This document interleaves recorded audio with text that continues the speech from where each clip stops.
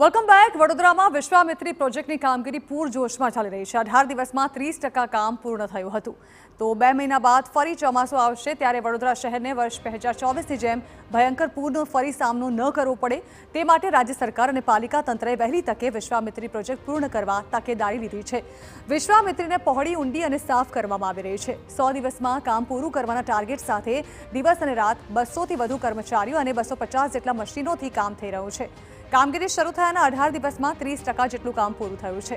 અને માત્ર વિશ્વામિત્રી નદી જ નહીં, શહેરની અલગ અલગ કાંસ અને નાળા સહિતની કામગીરી થઈ રહી છે. ઉપરાંત આજવા અને પ્રતાપપુરા સરોવરમાં પાણીનો વધારે સંગ્રહ થાય તે માટે ઊંડાણનું કામ થઈ રહ્યું છે. તેમજ દેણા ગામમાં બફર લેકનું કામ જલ્દી પૂરું કરવા ભરપૂર પ્રયાસ થઈ રહ્યા છે.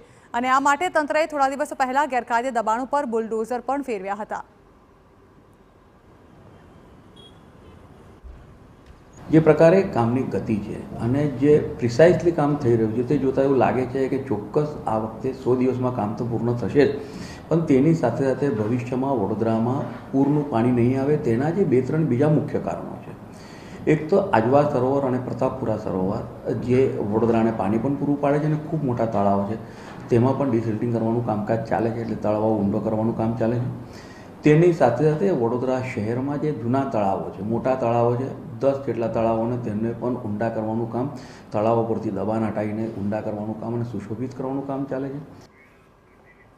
ઉલ્લેખનીય છે કે સરકારે વિશ્વામિત્રી પ્રોજેક્ટ માટે બજેટમાં ₹2500 કરોડની ફાળવણી કરી છે, જેથી વડોદરાને ફરીથી પૂરનો સામનો ન કરવો પડે અને ગત વર્ષની જેમ કરોડોનું નુકસાન ન થાય. હાલ તમામ કામગીરીનો રિપોર્ટ સીધો સરકારને સોંપાઈ રહ્યો છે. દરરોજના કામનું સરકાર પોતે નિરીક્ષણ કરી રહી છે અને તેની પાસે જે કમિટી બનાવાઈ છે તેમાં એક પણ પદાધિકારી કે નેતાઓને સામેલ નથી કરાયા. અધિકારીઓ અને સચિવની અધ્યક્ષતામાં કામગીરી થઈ રહી છે. પાણી આવે છે એ હાઈવેથી પૂર્વ દિશાની જે કાંસ છે, અણખોલ, ટીંબી ને બધા ગામોની જે કાંસો છે એને અમે પૂર્વ અને દક્ષિણ ઝોન જે અમારો લાગે છે એને વાઇડનિંગ કરવાની કામગીરી 31 જાન્યુઆરીથી ગતિમાં છે અને ફૂલ ફ્લેઝેડ એ અત્યારે ચાલી રહી છે અને મે એન્ડ સુધી પૂરી થશે. બીજી હાઈવેની સમાંતર પણ અમે કાંસ બનાવવાનું ચાલુ કર્યું છે.